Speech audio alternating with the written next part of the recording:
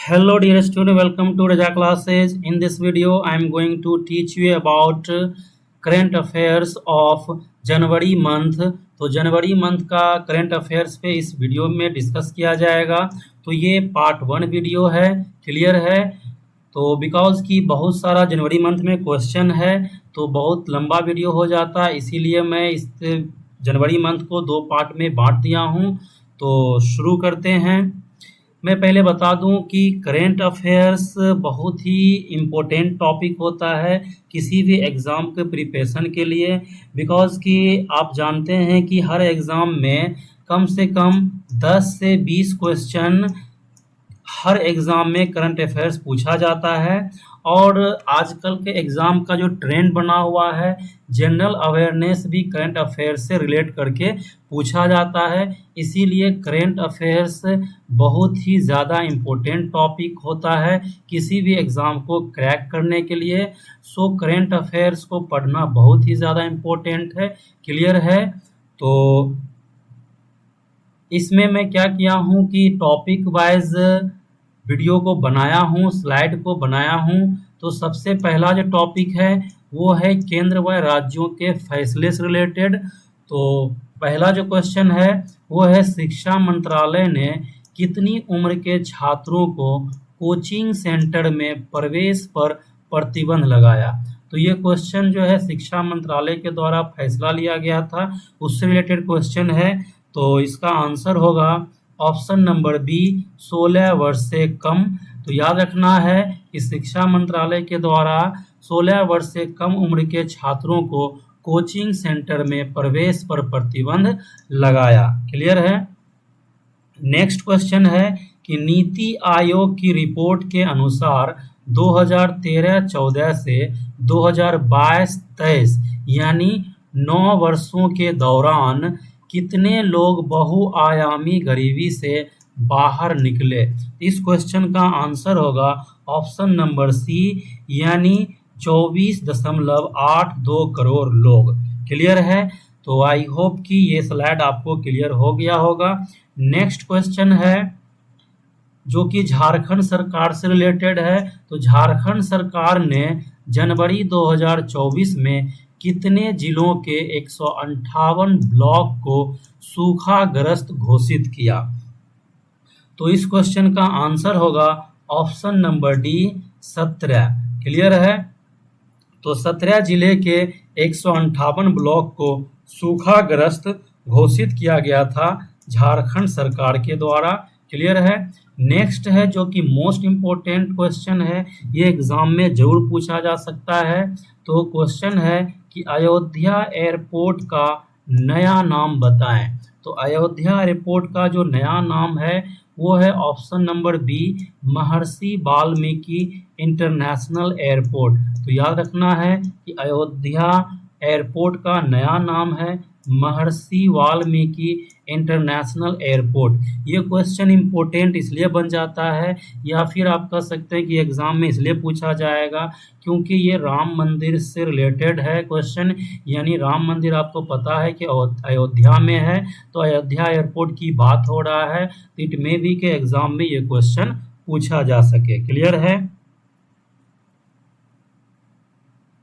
Next question है कि असम के किस उग्रवादी संगठन और केंद्र व असम सरकार के बीच शांति समझौता और 7 कैडेट ने समर्पण किया। मीन्स यहाँ पर सवाल ये है कि असम के किस उग्रवादी संगठन और केंद्र व असम सरकार के बीच शांति समझौता हुआ, और जिसमें क्या हुआ कि वो उग्रवादी संगठन के जो 700 कैडेट था वो समर्पण किया, यानी सरेंडर किया। इस क्वेश्चन का आंसर होगा option number A, ULFA, clear है।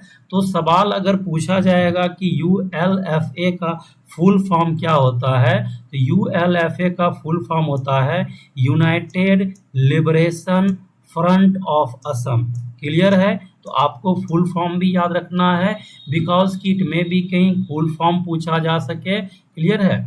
नेक्स्ट क्वेश्चन है कि कई राज्यों में ट्रक ड्राइवरों ने हिट एंड रन से संबंधित किस नए कानून के विरोध में हड़ताल किया? तो इस क्वेश्चन का आंसर होगा ऑप्शन नंबर ए, भारतीय न्याय संहिता की धारा 106।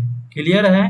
तो याद रखना है, हिट एंड रन से संबंधित जो नया कानून हुआ था, जिसका विरोध ट्रक ड्राइवरों ने किया था, तो इस क्वेश्चन का आंसर क्या है कि भारतीय न्याय संहिता की धारा 106। क्लियर है?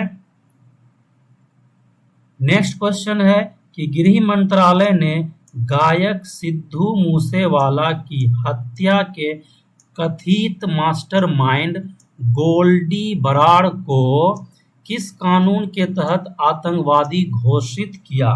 तो इस क्वेश्चन का आंसर होगा option number D, UAPA। Clear है? यानी ये जो है एक तरह से आतंकवादी घोषित किया गया था गोल्डी बराड़ को गृह मंत्रालय के द्वारा।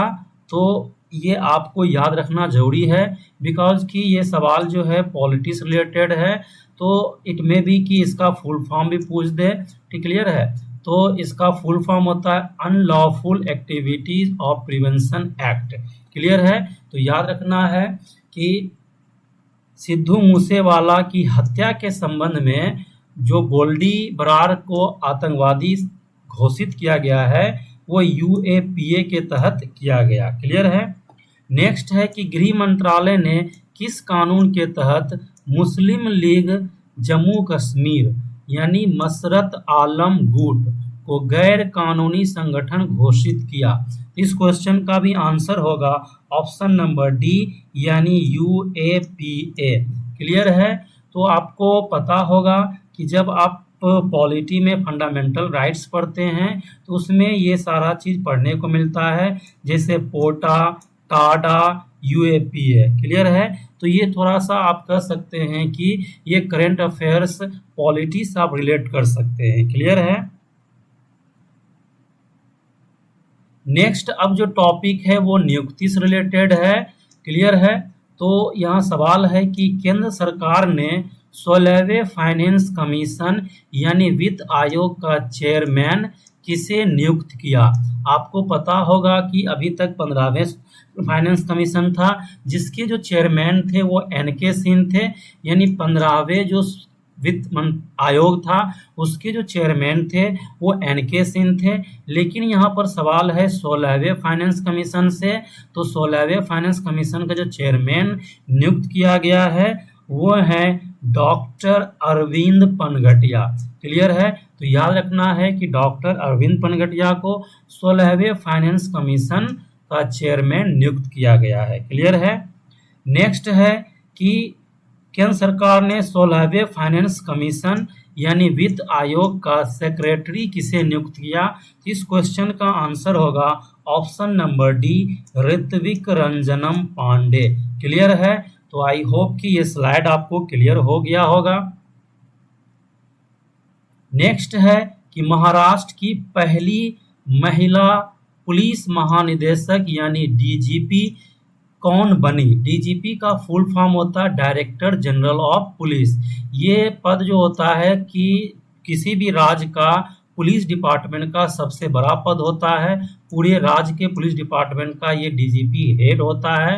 तो सवाल यहाँ पर महाराष्ट्र के पहली महिला पुलिस महानिदेशक से है, तो ये सवाल जो है एग्जाम में जरूर पूछा जा सकता है, बिकॉज कि जो पहली बार होता है वो एग्जाम में जरूर पूछा जाता है, और स्पेशली अगर पहली महिला की बात अगर हो तो वो एग्जाम में क्वेश्चन जरूर पूछा जाता है। इस क्वेश्चन का आंसर होगा ऑप्शन नंबर सी, रश्मि शुक्ला।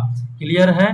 तो याद रखना है कि महाराष्ट्र की जो पहली महिला DGP जो बनाई गई है उनका नाम है रश्मि शुक्ला। क्लियर है? नेक्स्ट क्वेश्चन है कि भारतीय नौसेना के नए उप प्रमुख कौन बने? इस क्वेश्चन का आंसर होगा option number D, Dinesh Kumar Tripathi. Clear है? तो आपको कमेंट बॉक्स में लिखना है कि भारतीय नौसेना के अभी प्रमुख कौन है। क्लियर है? यहाँ पर है उप प्रमुख, लेकिन आपको कमेंट में लिखना है कि भारतीय नौसेना के प्रमुख कौन है। क्लियर है?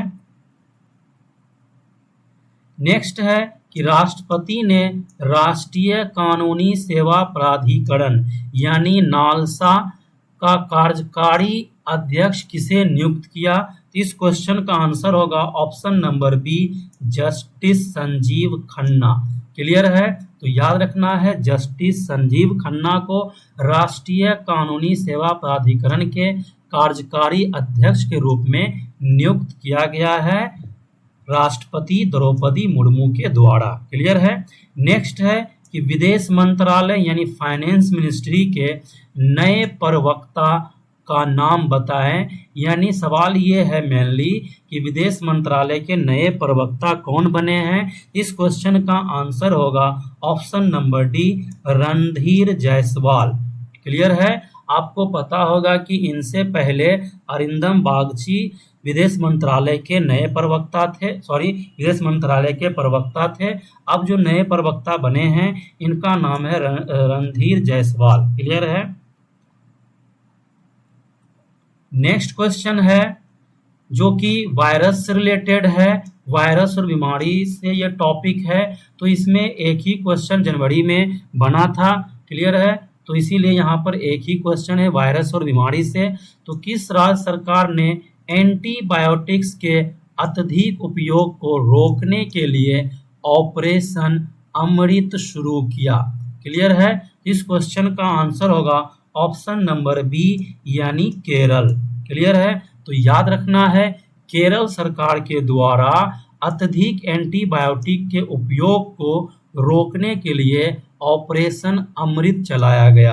तो एग्जाम में सवाल ऐसे भी पूछा जा सकता है कि ऑपरेशन अमृत किस सरकार से संबंधित है या फिर किस राज्य से संबंधित है। तो सवाल जो है एग्जाम में किस तरह पूछा जाएगा ये हमें समझना होता है, बिकॉज कि जरूरी नहीं होता है कि जिस तरह मैं सवाल मेंशन किया हूँ एज इट इज इसी तरह पूछा जा सके। तो उससे रिलेट करके सवाल पूछा जा सकता है एग्जाम में। क्लियर है? नेक्स्ट जो टॉपिक अब है ये योजना से रिलेटेड टॉपिक है। तो इसका पहला क्वेश्चन है कि देश भर में 1 करोड़ घरों पर रूफ टॉप सोलर सिस्टम लगाने के लिए केंद्र सरकार ने किस योजना का ऐलान किया? तो इस क्वेश्चन का आंसर होगा प्रधानमंत्री सूर्योदय योजना। क्लियर है? तो ये क्वेश्चन जो है एग्जाम में जरूर पूछा जाएगा, बिकॉज कि आपको पता होगा कि भारत सरकार जो है सोलर एनर्जी पे काफ़ी ज़्यादा फोकस करती है। तो यहाँ पर ये पर्यावरण से रिलेट करके सवाल इसमें भी कि पूछा जा सके। क्लियर है? तो याद रखना है कि प्रधानमंत्री सूर्योदय योजना का संबंध है रूफ टॉप सोलर सिस्टम से। इसमें मेनली क्या है इस योजना में कि केंद्र सरकार के द्वारा सब्सिडी दिया जाएगा अगर कोई अपने घर पर सोलर पैनल लगाता है तो। क्लियर है? नेक्स्ट है कि बिहार के किस जिले में स्थित श्री राम जानकी मेडिकल कॉलेज अस्पताल का उद्घाटन मुख्यमंत्री नीतीश कुमार ने जनवरी 2024 में किया? तो इस क्वेश्चन का आंसर होगा ऑप्शन नंबर सी, समस्तीपुर। तो याद रखना है कि श्री राम जानकी मेडिकल कॉलेज अस्पताल कहाँ है? समस्तीपुर में है, जिसका उद्घाटन मुख्यमंत्री नीतीश कुमार ने किया था। अगर आप बिहार के एग्जाम देते हैं तो ये क्वेश्चन और ज़्यादा इम्पोर्टेंट हो जाता है। क्लियर है? नेक्स्ट है देश के सबसे लंबे समुद्री पुल का नाम क्या है और किस जगह स्थित है, जिसका उद्घाटन पीएम मोदी ने किया? तो अब यहाँ पर सवाल ऐसे भी एग्जाम पूछा जा सकता है, देश के सबसे लंबे समुद्री पुल कौन सा है ना? या फिर ये भी पूछा जा सकता है कि देश के सबसे लंबे समुद्री पुल कहाँ स्थित है। तो सवाल एग्जाम में किसी भी तरह से पूछा जा सकता है, लेकिन इस क्वेश्चन का आंसर होगा option number B, Atal Bihari Vajpayee Sewri नहावा सेवा अटल सेतु मुंबई। क्लियर है? आई होप कि ये क्लियर हो गया होगा। नेक्स्ट है पीएम मोदी ने जनवरी 2024 में किस द्वीप समूह में 1156 करोड़ रुपए की परियोजना का उद्घाटन और शिलान्यास किया? इस क्वेश्चन का आंसर आपको पता होगा ऑप्शन नंबर सी यानी लक्षद्वीप, बिकॉज कि ये बहुत ही ज़्यादा हॉट न्यूज़ था जिस समय हमारे प्रधानमंत्री लक्षद्वीप में थे। तो ये बहुत ही ज़्यादा हॉट ये न्यूज़ था कि मतलब इसमें क्या हुआ था कि बगल में जो मालदीव है वहाँ से बहुत तरह का कंट्रोवर्सी हुआ था। तो ये सवाल इट मे बी के एग्ज़ाम में पूछा जा सके, बिकॉज कि ये बहुत ही ज़्यादा न्यूज में था उस समय। क्लियर है। नेक्स्ट है जो योजना से लास्ट क्वेश्चन है कि पीएम विश्वकर्मा योजना लागू करने वाला पहला केंद्र शासित प्रदेश कौन है। इस क्वेश्चन का आंसर होगा option number B Jammu and Kashmir. Clear है। तो याद रखना है कि पीएम विश्वकर्मा योजना को लागू करने वाला पहला यूटी यानी केंद्र शासित प्रदेश जम्मू कश्मीर है। क्लियर है। नेक्स्ट क्वेश्चन जो कि अब टॉपिक है इवेंट से, तो इसका पहला क्वेश्चन है कि 75वें गणतंत्र दिवस समारोह की थीम बताएं। मेनली सवाल है कि गणतंत्र दिवस समारोह जो कि 75वें गणतंत्र दिवस था उसका थीम क्या है। तो इस क्वेश्चन का आंसर होगा ऑप्शन नंबर ए यानी विकसित भारत और भारत लोकतंत्र की मातृका। क्लियर है। तो नेक्स्ट क्वेश्चन है कि 75वें गणतंत्र दिवस समारोह के मुख्य अतिथि कौन है। ये सवाल कई बार एग्जाम में पूछा जाता है अलग अलग गणतंत्र दिवस के मुख्य अतिथि से, तो आपको मुख्य अतिथि पता होना चाहिए। इस क्वेश्चन का आंसर होगा option number D Emmanuel Macron. Clear है। तो नेक्स्ट क्वेश्चन है कितने वर्षों बाद 75वें गणतंत्र दिवस परेड समारोह में घोड़े से खींची जाने वाली ऐतिहासिक बग्घी का इस्तेमाल राष्ट्रपति ने किया। तो ये यहाँ पर सवाल मेनली है कि जो घोड़े से खींचे जाने वाली जो ऐतिहासिक बग्घी का इस्तेमाल राष्ट्रपति ने कितने वर्षों बाद किया।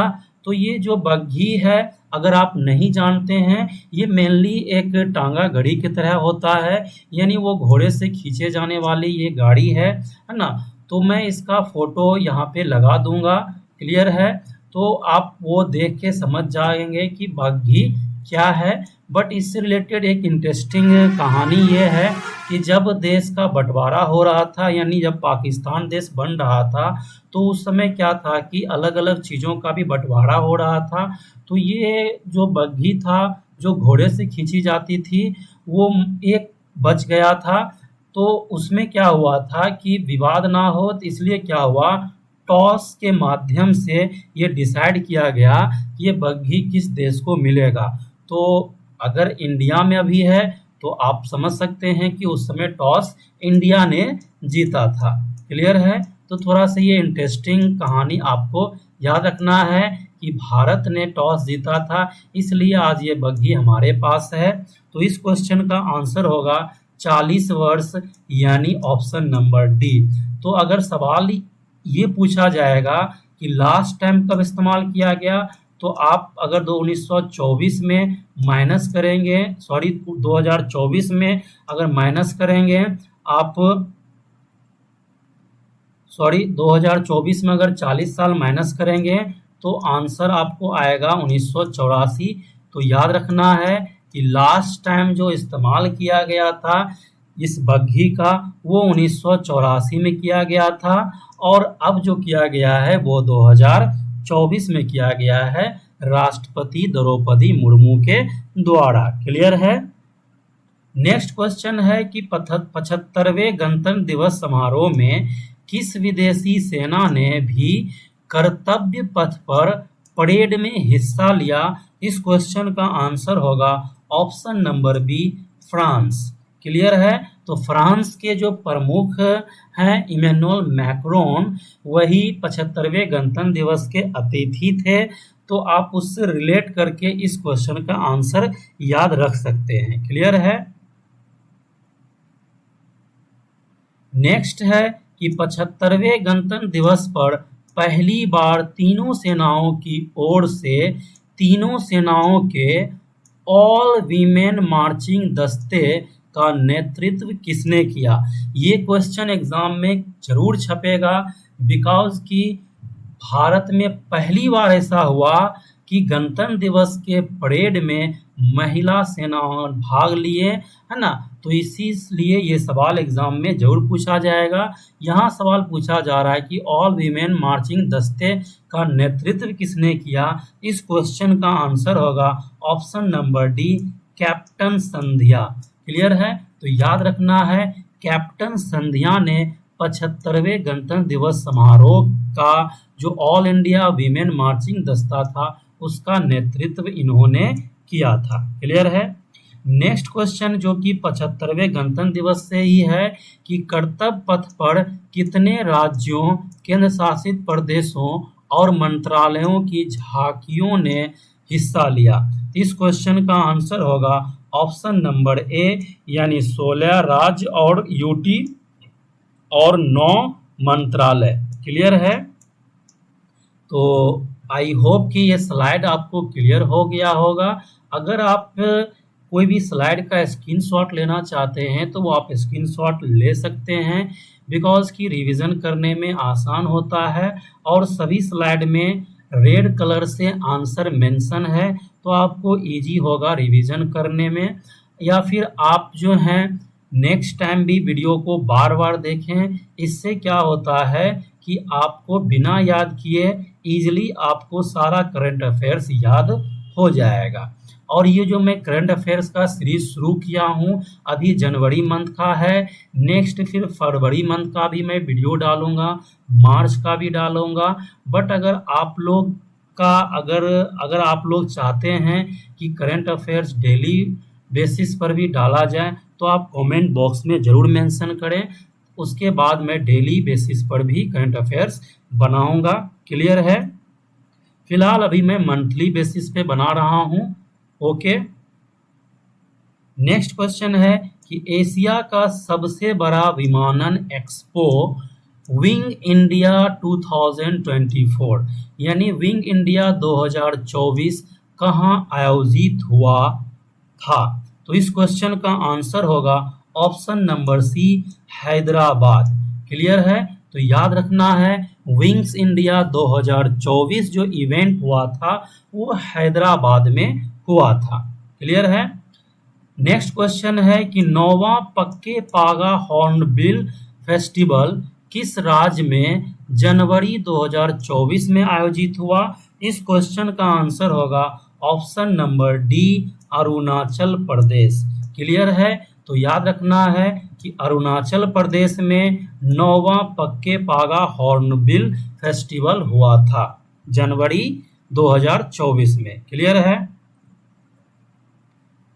नेक्स्ट है कि किस राज्य में 3 दिवसीय अंतरराष्ट्रीय ऊंट महोत्सव यानी ऊंट उत्सव हुआ था? तो इस क्वेश्चन का आंसर होगा option number C, Rajasthan. Clear है?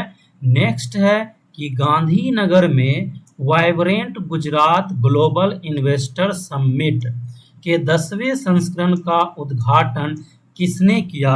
इस क्वेश्चन का आंसर होगा ऑप्शन नंबर ए, प्रधानमंत्री नरेंद्र मोदी। क्लियर है? नेक्स्ट क्वेश्चन है जो कि इवेंट टॉपिक का लास्ट क्वेश्चन है कि जनवरी में आयोजित होने वाले इंडियन साइंस कांग्रेस के किस संस्करण को स्थगित कर दिया गया? तो इस क्वेश्चन का आंसर होगा ऑप्शन नंबर डी, 109वां संस्करण। क्लियर है? तो नेक्स्ट क्वेश्चन है खेल से रिलेटेड, यानी ये टॉपिक है खेल से रिलेटेड टॉपिक है।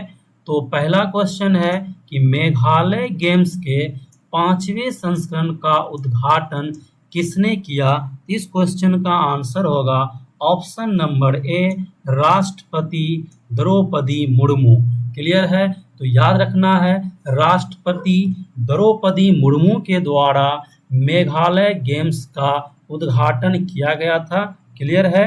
नेक्स्ट है विश्वनाथन आनंद को पछाड़कर नंबर 1 भारतीय शतरंज खिलाड़ी कौन बने? तो सवाल यहाँ है भारतीय नंबर 1 भारतीय शतरंज खिलाड़ी कौन बने हैं विश्वनाथन आनंद को पछाड़कर? तो इस क्वेश्चन का आंसर होगा option number C R Praggnanandhaa.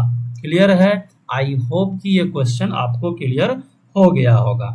मैं फिर से रिपीट कर दे रहा हूं, सवाल यहाँ है कि भारतीय शतरंज खिलाड़ी नंबर 1 यानी नंबर 1 भारतीय शतरंज खिलाड़ी कौन बने हैं? तो आंसर है आर प्रज्ञानंदा। क्लियर है? नेक्स्ट क्वेश्चन है कि आईसीसी की पहली महिला न्यूट्रल एम्पायर कौन बनी? इस क्वेश्चन का आंसर होगा सू रेडफर्न। तो याद रखना है कि आईसीसी की पहली महिला न्यूट्रल एम्पायर बनी थी सू रेडफर्न। मैं पहले भी बताया हूं कि जो पहली महिला से रिलेटेड अगर कोई सवाल होता है तो वो मोस्ट इम्पोर्टेंट होता है, तो इसलिए ये क्वेश्चन एग्जाम में जरूर आएगा। तो आपको ये याद रखना है कि आईसीसी की पहली महिला न्यूट्रल एम्पायर बनी थी जिनका नाम है सू रेडफर्न। क्लियर है? नेक्स्ट क्वेश्चन है कि 9वें एशियाई शीतकालीन खेल 2025 का आधिकारिक नारा यानी स्लोगन क्या है? इस क्वेश्चन का आंसर होगा option number B dream of winter love among Asia. Clear है?